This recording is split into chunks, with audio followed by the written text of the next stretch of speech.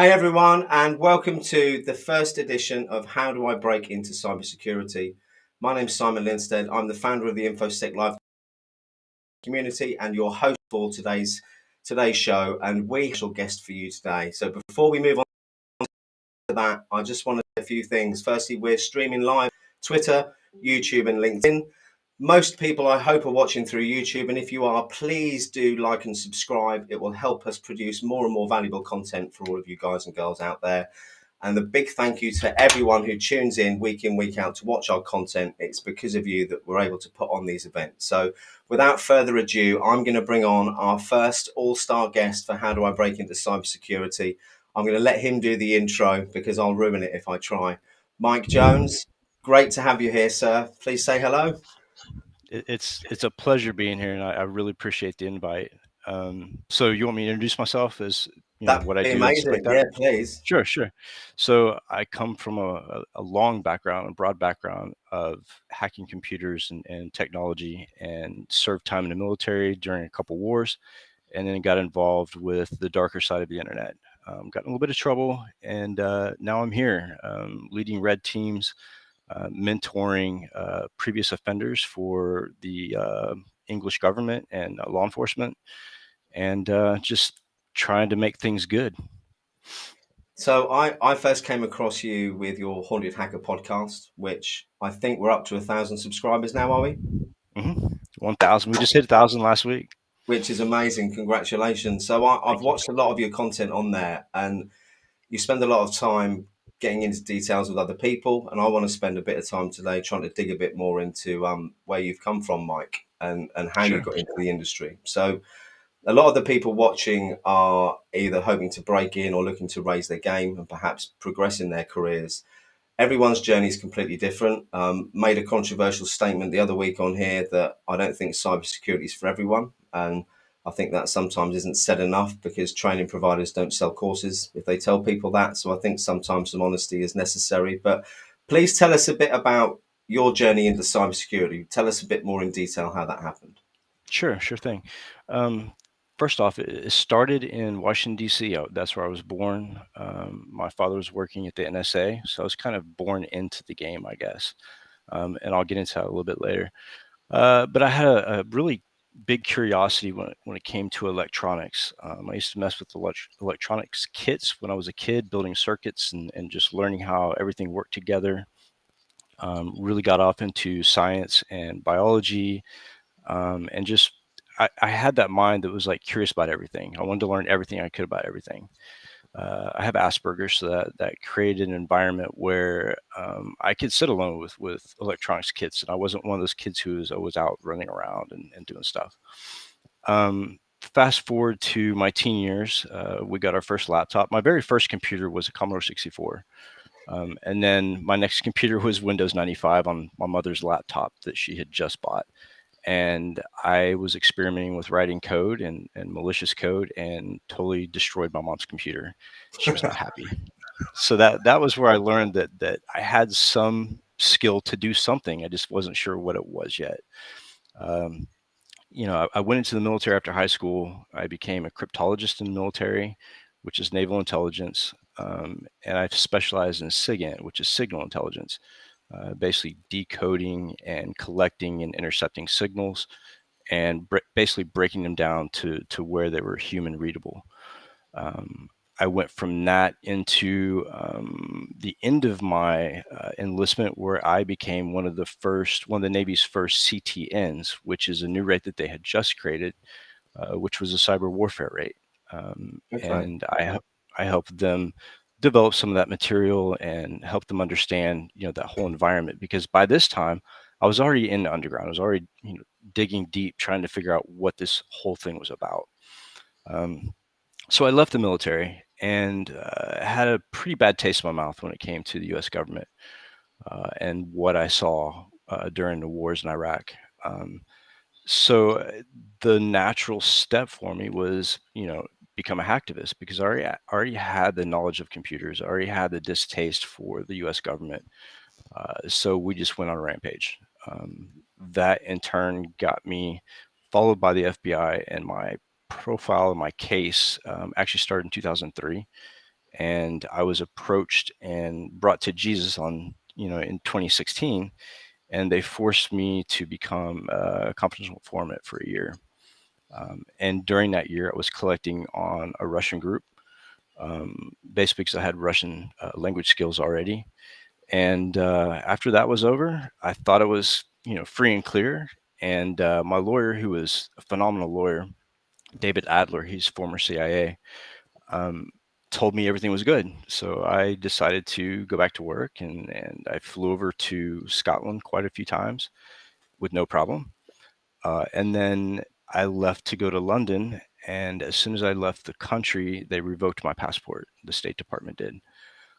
And so I was in Europe for a couple of years in London. I became a mentor and kind of like I helped the London Met on cyber interventions for the kids who had been identified as potentially on the road to becoming a cyber criminal, which really opened my eyes to the fact that there is more to cybersecurity than just what we see. There's ways to get involved with people and help make an impact in people's lives. Um, Fast forward a couple of years, I've been speaking in England for a long time, all across Europe, Egypt, Singapore, pretty much globally. And I got sick in London, and I was diagnosed with epilepsy, which is a chronic illness that the English government doesn't like to maintain, strictly because I wasn't a citizen, which is totally understandable. I couldn't be considered indigent and have a disease like that. So they put force on the U.S. and finally the U.S. agreed to allow me to come back on a 4-day passport and a plane ticket. And I literally had to start all over again because I came back to the U.S. and was homeless, like literally homeless. I ended up catching COVID and put in the hospital. And some friends of mine from high school, because I went to high school in the States, ended up putting me with a guy that I had played football with in high school, a good friend of mine.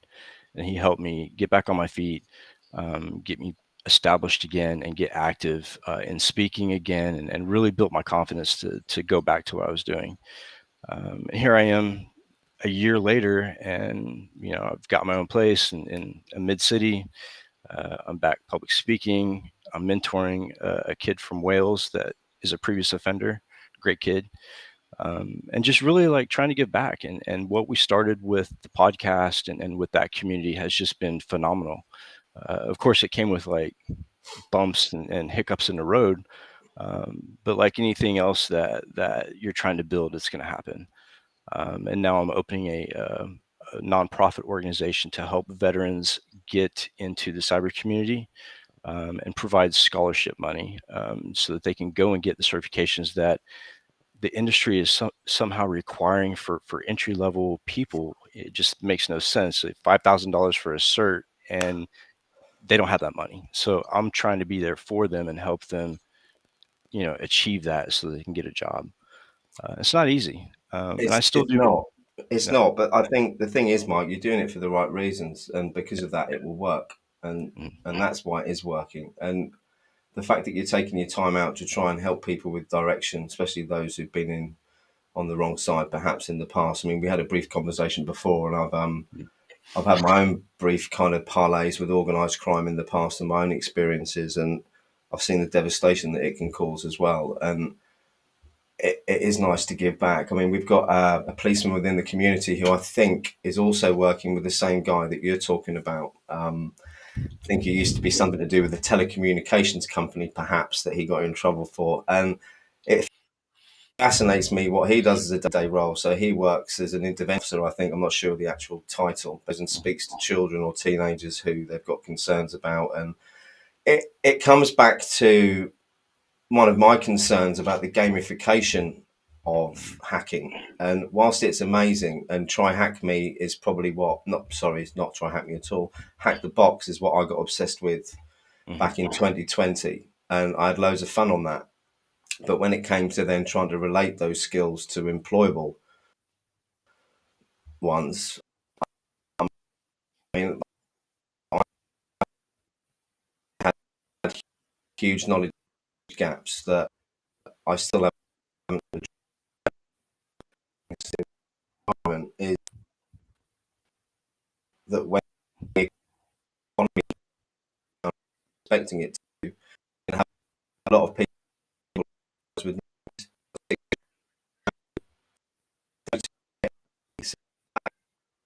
a bit of mine. Have I heard a word It sounds like on? the Russians are getting into your Oh, Wi-Fi.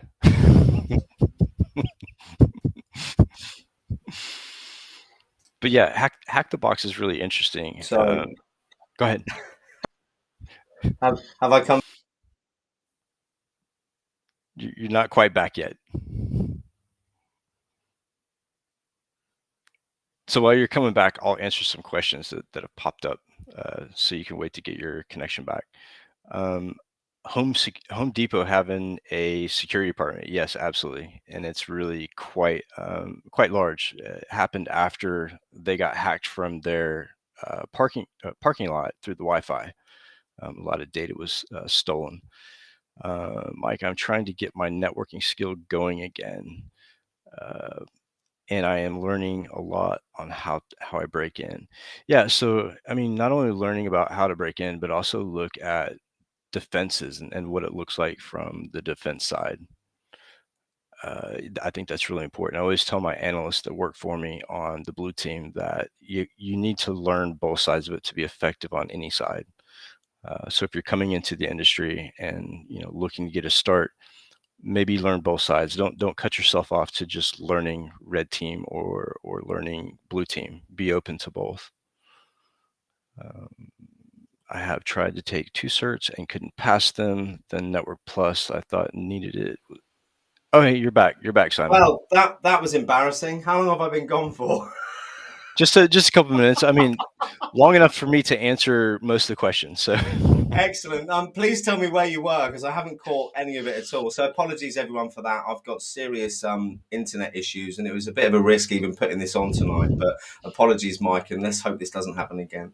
no worries. I was just talking about there was a question about getting 2 certs and also breaking into cyber. And I was just telling people that I always encourage people to learn both sides, blue and red team. That's the only way to be effective on either side is knowing what's going on in both. I mean, again, I can't, for some reason, even got access to the chat. So it's a good job you could see that. I think my system's completely struggling this end. I was talking a bit, probably to myself, about the gamification Hmm. of some of the tools and I suppose the pen tester side of the business. And I don't know how much you heard of that because I think I lost Hmm. connection quite quickly. But my concern is that we are weaponizing a lot of people who haven't got the full skills to be employed to do those kind of jobs. But when it comes to the economy tanking, which it will, because I don't care who stands up and says we've got another 3 years left in this bull run, we haven't. Everything's at a bubble. It's going to pop. Things are going to go down, which in itself will bring opportunities. Don't get me wrong, but it will also bring poverty, heartache, and hardship for people in countries around the world where situations are already desperate. And I'm not going to say I would do it, but I know what lengths I would go to if I needed to feed my family. And for me, that's a bit of a concern. Yeah, I mean, you look at what happened during the pandemic, and so many of the people who were desperate for money, even cyber criminals that did like, low level stuff, everything got amplified because the human factor to survive, that need to survive, kicks in, and it really doesn't matter at that point what you're doing to do it. Absolutely. I've seen a question come up. I don't know if you've answered this one already. No. Foreign language. Okay, so a lot of what I deal with and what I've dealt with in intelligence, you're going to run into coders or people who write code in different languages, and just comments within that code that's in a different language. And in order to dig deep into the underground and get into the groups that you need to get into to get that intelligence, you need to understand how to communicate with them and in a very effective way, because they can see right through somebody who's using, let's say, Google Translate or whatever. You need to know the dialect, you need to know the language and the customs. I think it's really smart for anybody to start learning Mandarin or even Russian or whatever you can get your hands on, really. I think, there's another reason for that as well. I mean, I was in financial services for 20 years before I got into cybersecurity. And I remember going to many, many conferences 15 years ago where they were talking about how the geopolitical landscape is changing and how the whole superpower kind of hierarchy is likely to change over the years. And I think they'd predicted by 2050 that China would be the new superpower. With recent events in the US and the UK and other divisive countries around the world, I feel like we've accelerated that by about 5 years. Um, Yeah. it's difficult times, and I had the conversation with one of my younger children the other day about learning Mandarin because I think it could be a real benefit in the future, not just if you're looking to be a hacker or work in software development, just Mhm. all round. Well, that in business, so China conducts business all over the world, and we depend a lot on their goods and their services. So it's useful to learn it. So you need to get into another industry or whatever. I mean, we're British people are historically known for being terrible at learning other languages and being quite ignorant and rude with it when we go away on holiday, and it's always been something that is embarrassing for me. And whilst I was taught Latin at my first school, I can remember how to say someone standing in the hall. That's about it. But then I moved on to French. But for me, as soon as I finished learning French and I started learning Spanish, I lost the French. So my brain obviously doesn't work. I mean, how many languages do you speak, Mike? You speak a few, don't you? Oh man, English, American English, British slang, Russian, Oh, blimey, a little bit of governor. Vietnamese and Spanish as well. Wow. Yeah, you're making me feel even more inferior now. Let me bring up another question quickly. Douglas, I've no experience in IT, but have become very interested in cybersecurity. Where do I start? That's a great question, and one that I personally get asked a lot, and I haven't got the knowledge to answer it. So I'm glad you're here, Mike. So if you don't have experience with IT, you don't necessarily need experience in IT, but you need to have had some kind of exposure to it to know the basic principles of computing and computing languages in order to be effective. The way that I did it was I was curious about computers from an early age, and I just deconstructed them and learned how they worked and how the different parts worked and how systems communicate. That's key. If you can teach yourself that and do that research at home, then for sure. But do know that if you don't have any IT experience, you may be at a disadvantage when it comes to jumping into the industry. I think again, it's very difficult. I mean, I'm not going to say it again, but I think entry level roles are very, very few and far between.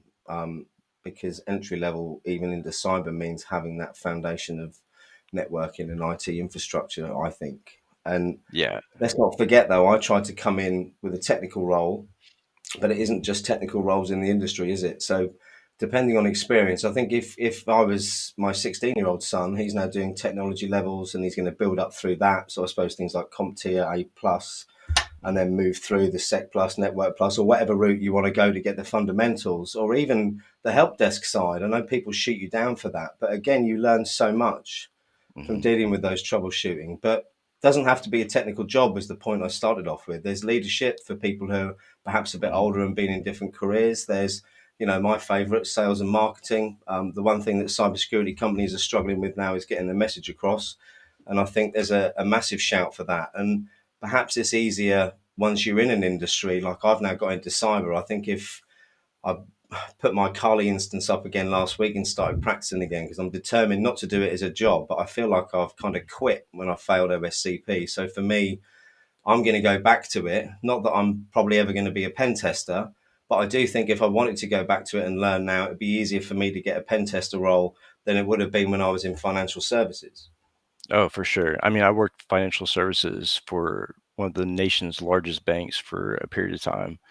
And just within that industry, there's a lot of cyber jobs, and it doesn't necessarily have to be pen testing or blue teaming. I mean, I just started last year with Alyssa Knight writing screenplays, like cyber-based screenplays. So there's so much out there that's connected to cybersecurity that you don't have to have a background in certain specific principles. You can, I mean, there's all kinds of stuff you can do. There is. We've got another question here. Friend of mine, Carrie. Hey, Carrie, how are you? This is another frequent question. we get from a lot of people, and it's a tough one, isn't it? And Yeah. I'll let you answer that as well. Yeah. So what I suggest to people, and especially kids that I'm mentoring or whatever, um, to really get someone to notice you, start doing research projects on your own. Write papers. Get a GitHub. Put stuff on the GitHub. Start a blog, and talk about what you're researching or what you're passionate about. And in that way, when you walk into that office to talk to a CISO or a hiring officer, and they ask you, what have you done? You can say, hey, look, I haven't been in cybersecurity, but I've been working on it. And this is what I've done. These are the things I've created. These are my projects. This is my passion. You're If you can, demonstrating what you've learned. yeah, I mean, if you can show that passion, that's 90% of it right there. I don't hire people based on certifications, and I don't hire people based on what they've done in the past as far as jobs. I look at the way they think, and are they going to be trainable, and how do they analyze typical situations? Because that, to me, I can teach anybody cybersecurity, but I can't teach someone how to think that way. So that's what I look for. Can I have a red team job? That's a question from me. Red team is a lot of fun, and there's a lot of people who come into the industry that's the goal. But I tell everybody, Everyone wants keep to do your that. view Yeah. open. Yeah, It's everybody, not everybody. definitely not an entry level position though, Mike, is it? I don't I don't think. No, Let's talk there a lot of about people. A lot of people. Go ahead. go on, no, you go. No, go ahead. I was just reading a comment. Go ahead. I've forgotten what I was going to say now. Let's go back to boot camps. Let's talk about those for a minute because I hate some of them. Some Uh, of them are really good. There is a place for boot camps before I start annihilating them. Camps in financial service, and I'll give you a quick example mm, where if you've already got knowledge in something, but you want to cram and get an exam mm, done and top up your knowledge in 6 weeks, worked for me for tax and trusts, I think it was, and investment principle, the other one. And but they don't, in my opinion, is if you've got zero knowledge, expect to go from zero expert. I think the whole myth of a possibility, whilst it works for the odd person, don't get me wrong, I think a lot of people part with money that they wish they hadn't. And I'd like to open that up and mhm. say to you, Mike, if you were, I don't know, mid-30s now, wanted a career change, you had a bit of IT knowledge, what would your first step be with regards to a cybersecurity career? My first step would be learning the industry, and seeing where the industry is at currently and what the needs are. I would look at the entry level positions and gauge whether they're truly entry level or not, because the industry right now has a bad habit of putting up an entry level position. But when you look at it, you have to have 5 years experience and 3 certifications. That's not entry level. No. And I would tell people that, go get one of those entry level certs if you can afford that, just to get a foot in the door. But here's the thing: is that I don't like boot camps. I don't like certifications as a measurement process. To me, it tells me somebody can study material and take a test. That's all it tells me, because it's a very small area that they focus on. When I first got my first cert, I took the CEH, I challenged it and passed it. And then I took 4 SAN certifications and challenged them in one day and got all of them. So really, what does that tell me about the depth of that knowledge? It's a very surface level. It's not something I would depend on, um, in an employee. It's great to have those certs, and it's a great accomplishment. And I encourage everybody to test themselves and go for it. But know that those aren't the silver bullet that's going to get you in the door. I mean, you have to have some sort of knowledge behind that as well. So back to what you were saying earlier about things like GitHub, where you can demonstrate that knowledge. Again, LinkedIn's another area where you can share what you've learned from what you've been studying. And a lot of people put their rank of try hack me on there, which is great, but it doesn't really tell anyone what you've learned from that. And I think it's about demonstrating what you've learned, isn't it, Mike? Apart from GitHub, what are other ways of doing that? Well, there's another website called VulnHub, and VulnHub allows you to download vulnerable images and test your knowledge against those systems. I encourage people who want to go red team, focus on that.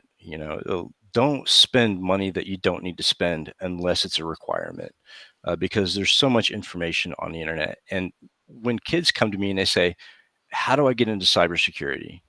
Or how do I do this? I'm like, you guys are at such an advantage because you have the internet, you have this data, you have this unlimited resources. We didn't when I became, when I got into cybersecurity. There was no such thing as that. So the resources are out there. Find what you want to do that you have a passion for and pursue it. You don't really have to spend a ton of money when the internet has all of that knowledge right there. I completely agree, and I've got to go back to a comment from Roy. Sorry, Roy. I know blue team for the win. But it isn't. Again, it's not just red and blue, is it? It's back. It's back to that point where I very narrow-mindedly, when I tried to break in, saw either pen testing or being a SOC analyst as my only options, and that simply isn't true. And I think that's where we've got a bit of a bottleneck with people trying to break into the industry with the amount of roles that are available. But the real problem I see is the miscommunication of the roles. As you rightly said, they're asking for things that aren't entry level. But is a lot of that because the companies don't understand what it is they actually need? Yeah, that's a big problem. And I've been banging that drum for the past 2 years that the industry needs to stop with this pseudo entry level position thinking. But I think a lot of people also decide to go into cybersecurity based on what the media is putting in front of them, whether it be Mr. Robot as a TV show, or Hackers the movie, or all this stuff about cybersecurity on Fox News, and what's going on with ransomware. So I challenge people to really get to know the different aspects of the industry, finance, marketing, everything. Take a look at the whole industry and do an industry research. But don't go with what the media, what makes it look glamorous or sexy, because I can tell you that being a pen tester or being a hacker on the wrong side of the law, there is nothing sexy about that at all. In the morning, Yeah, right. um, the one thing I wanted to talk about was we mentioned the fact about knowing the industry and working out where we want to go. I think where a lot of people go wrong, where I went wrong, is looking at yourself first. So for me, I fell for that glamorization of wanting to be a red team pen tester, because of Mhm. everything you just said. And if I'd have taken a step back and actually looked at my personality type, looked at what I was good at, looked at the role in more depth, and worked out that actually 80% of it is gathering and compiling reports, which I actually hated when I was in financial services, I probably never would Mhm. have gone for that in the first place. So I spoke to a chap the other day who's putting together something that kind of puts you through a process to work out where your skills are first. Mhm. So I'm really interested to see, because I mean, obviously we've got psychometric profiling. I'm a bit dubious on it. We used to use it in financial services for risk profiling, and it's back to framing again, isn't it? It depends depends how it's framed, depends how you're feeling at the time. So if there's a more scientific way of working out who you are and what you're good at first, I think that's always a good place to start, isn't it? And then trying to align what it is you're good at. So if, like you're good at where you can sit and concentrate and focus on things that other people perhaps struggle with, then you've identified perhaps a path where, like me, you can't sit still for 5 minutes and like a box of frogs. Maybe that kind of job isn't the right one for me. Right. And that goes back to, learning the industry and learning kind of where you fit in. I went to an interview at Microsoft at their main campus in Washington back in 2005. And I was really shocked because I was expecting this whole technical interview and in depth. And I sit down and the lady asked me, she goes, I'm thinking of an object in the room, and your job is to figure out what that object is by asking the least amount of questions. And I thought, bloody hell, what the fuck am I doing here? Like, this is not an interview, this is some kind of guessing game, right? But then I realized that she was trying to see how my brain functions, how I work in problem solving. And that's key, and I wish more people in the industry would go to that type of interviewing, because a lot more people would have jobs. And that's because you have to look at how teachable a subject is, and cybersecurity is very teachable. But then you have to look at the people it takes to take those jobs and how they think. And if you can marry the two up, our industry would not have the issues we have now. I completely agree. I think the whole interview process is broken. Mhm.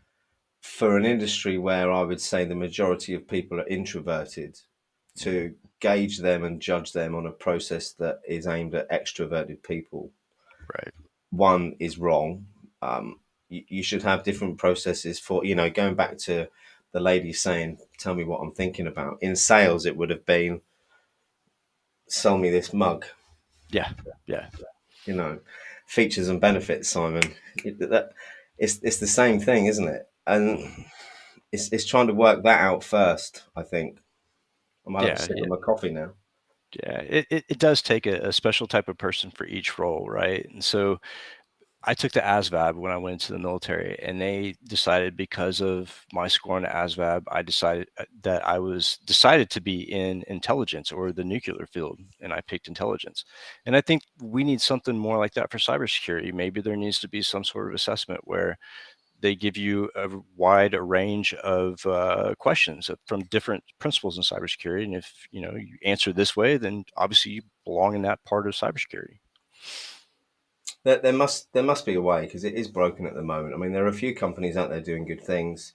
Mhm. I'm going to start name dropping. I'll name a couple. With you, with me, on the face of it, what they're doing looks pretty good. They're looking at people's potential rather than certs, which I agree with. I don't know enough about it to make any further comment than that. But there are other places like Tech Vets. Mhm. You've also got, is it VetSec, I think, as Sec. well. Mhm. They're doing some amazing work. So there's definitely organisations trying to help it. There's the whole Cyber Human Initiative, Paul Cummings, Mhm. etc. Everyone's trying to work it out, but everyone's trying to work it out on their own. That's the problem. Right. And Yeah, that's and I what think. frustrates me the most, is that you've got all these hyper intelligent people all Mhm. pulling for the same thing, but all pulling in completely different directions. And that to me seems crazy. But again, Yeah, that's because of greed and money, I'm afraid. and it's always going to be like that, I think. But when you look at how we interview people for jobs in general, it doesn't necessarily lend to hiring people with neurodiversity, right? I'm one of those people. Like, outside of cyber, I'm not super outgoing, and I'm not much of an extrovert. In that whole process, some of the most brilliant people do have Asperger's or on the autism spectrum, but none of what we do lends to that type of diversity. And we talk about how we're moving to diversity within the cybersecurity industry. We're hiring more females, we're hiring people from more diverse backgrounds, economic backgrounds. But what are we really We doing need for to those sort the people school who are, system like, out first. on the spectrum?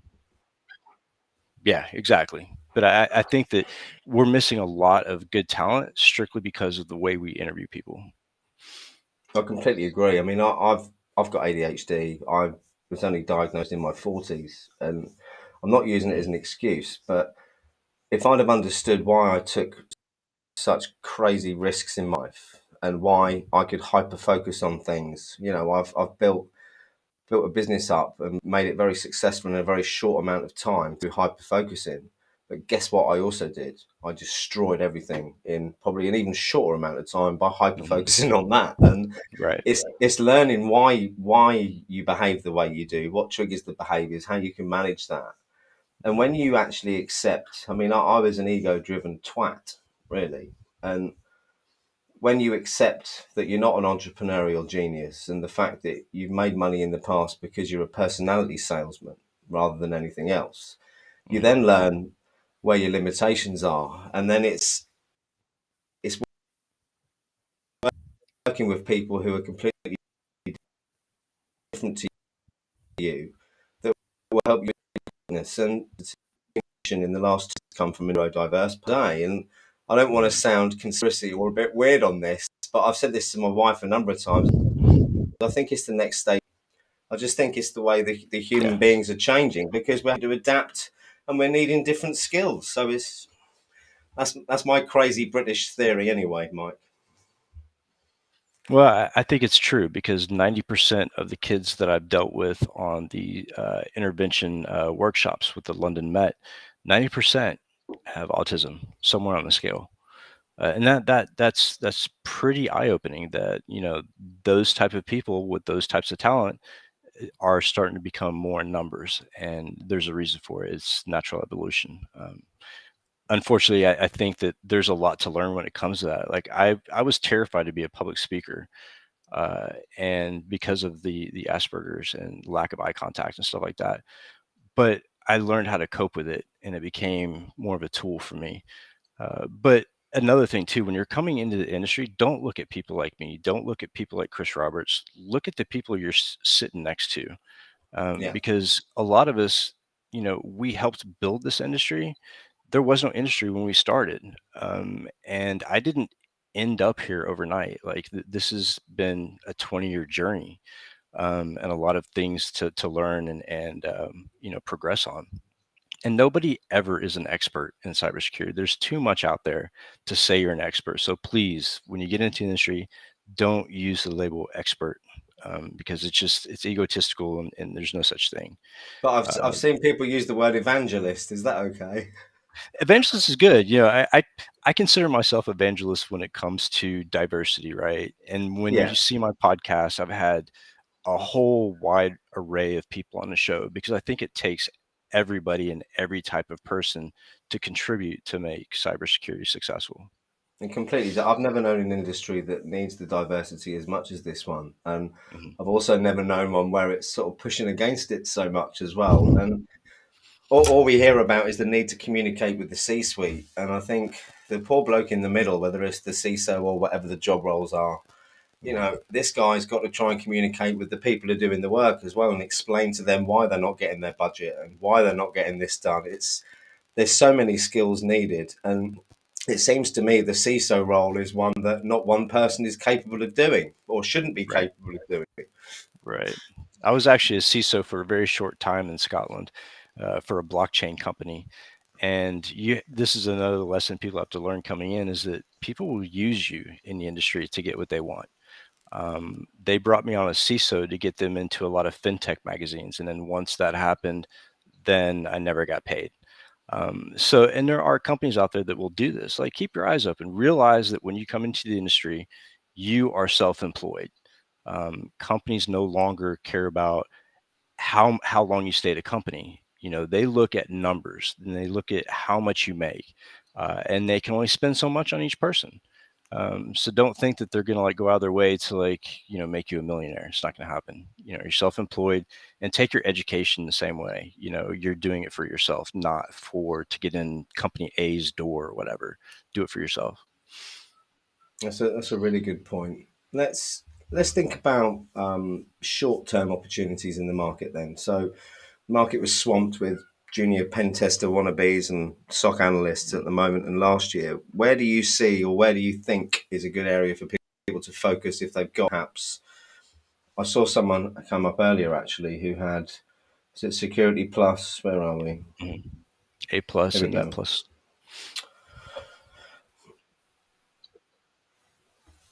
So I think, looking at that question, yeah, absolutely, it gives you enough for a job in security. But here's the question: is what kind of job are you looking for, and what do you want to? What's your passion? Is what I tell people, because I do what I do because I enjoy it. If I didn't enjoy it, I wouldn't be here.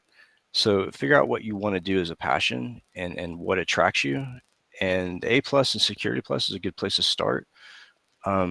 But again, I think a lot of people now, especially who've been in the industry for a while, are moving to independent consulting, strictly because a lot of people want pen testers, and they want that service, but they don't want to deal with the big companies, because they don't have that close connection with them. They don't become like personal advisors. So there is some power in running your own ship. Uh, but it's difficult too. I know, Simon, starting your own stuff is not easy, and it takes a lot of discipline. But yeah, I mean, if you have those certs, go for it. The only thing that's going to stop you from getting a job in cyber is yourself. You can do things to get in, even if you don't have certifications, if you take the advice of other people. So, I'm not sure if my bandwidth is good enough for you to hear what I'm saying because it's quite Mhm. choppy mine, but can you hear me okay? Yeah, yeah. Yeah. So, For those people who perhaps haven't got the certs yet, and you mentioned it earlier, you do some mentor work um, with someone, I suppose, who you could say was quite similar to you, perhaps a few years ago. And Mhm. that brings me to another point about how carefully you should choose your mentor or mentors, because Mhm. I've seen a lot of horror stories on LinkedIn the last few months where people have spent a lot of time with mentors who perhaps weren't the right ones for them, or not even the right part of the industry for what they were focusing on. And also not having just one mentor either, because back to what we've been saying, different strokes for different folks. You know, everyone's good at something different. So I don't think pinning all your hopes sometimes on one mentor is the right thing either. Do you have any thoughts around the whole mentor mentee debate? Yeah, absolutely. You know, when I first got into the industry, I had mentors that I thought were epic. You know, everybody looked up to them and everybody wanted to be them. But then I realized that most of my mentors that I really learned the most from was people who were behind me or who had just come into the industry, because I learned so much about what they were trying to do and what they were trying to achieve. And I had already been there for a while, and we kind of formed the industry around us. But I had tons of mentors. So Chris Roberts is a good friend of mine. A guy I work with, Luke McComey, he's a good friend of mine, and also Alyssa Knight. You know, I can't say enough about her. Uh, but these are people that gave me a chance, right? And they all had something different, but they all had something that I wanted, whether it be knowledge in a certain area or the ability to speak to executives or the bravery to go out there and do things that haven't been done before. Like Alyssa Knight is amazing, and she brought me into her company. I've never been a writer. Hell, I don't like to write. But she brought me into her company and said, "You're going to write a screenplay." And she's that type of person. She's brave and she's bold. She doesn't mind pushing those boundaries. And I learned a lot from her. So find the people that not only have the technical ability that you want, but have the personality and the traits that you want, that you want to bring upon yourself and improve on. It's Like the for me, mindset, isn't it? 100%, 100%. Yeah, and it's my nan said it two ways. One was you are who you surround yourself with, and the other Mhm. one was you lay down with dogs and you get fleas. And I've kind of experienced in my life both. You know, I've hung around with unsavory characters, which has led me to unsavory outcomes. And you know, at the moment, I'm surrounding myself with industry leaders, and guess what? You know, it makes a huge difference because you I think you broke. are who you surround yourself with. I've broken up, Yeah, gone you're again. back now. Then, yeah, there you go. Now you're back. Am I back? Yeah, I you're think back. You're back. I'll ask you one more. I'll ask you one more, and then we'll wrap it up because I think Okay, my internet's going to get worse and worse. And we'll there's more question before I lose you completely, and I'll sure. get my Starlink sorted out, and we'll do it again next week. Cool. So, final question then for people who are. Have I gone? No, you're here. Am I back? I've Mhm. gone. No, you're here. I No, can see you. I'm here. I can see. Yeah, yeah, Definitely here. I am here. yeah, So for people who are already in the IT industry, whether app developers, etc., do you think there's a big market for those guys and girls jumping across at the moment for DevSecOps? yeah. There is, and I have been in conversations with pulling DevOps interns into my company, and there's a big need for it because most of the vulnerabilities that reside on the internet have to do with apps and development. I think that's always going to be a big industry. It's much different than what I do personally, and I don't have a lot of insight into it. But I do know it takes a lot of knowledge when it comes to languages and coding and doing it safely. But yeah, I would say that's always going to be around. Pen testers may go away with automation. I hope not, because I think there should be a person or a human analyzing the output from these automated tools. But DevOps and DevSecOps, I think, is always going to be important. Yeah, brilliant. I'm going to cut it off now because I've got a horrible feeling I'm going to lose connection completely, and I can't leave you sitting there on your own 3 times throughout one stream. So, Mike, I just want to say thank you so much for sharing your journey and giving us all some hints and tips today. I'm going Sure. to play us out with a little clip for Tuesday's stream. We've got a new event on Tuesday which is aimed at people who are already in the industry, so looking at insights. And I've got a surprise star guest coming along. I'm not going to spoil that, but I'm going to play you out with the trailer because we got our first sponsor for this stream. It's I think someone Awesome. that you know as well, Gerald Ogier from Simply Oh yeah. Cyber. He Yeah. stepped up and became our first sponsor for one of our live streams. So firstly, a massive thank you to you, Gerald, for doing that. I'm going to play out with a little clip from Gerald telling you about his stream. Mike, thank you so much. Any last words before we go? Be nice to each other. That's all I gotta say. Yeah, well, I think that's very, very apt at the moment. And yeah, one love from me as well. And take care, everyone. See you soon. Thank you, Mike. Thanks.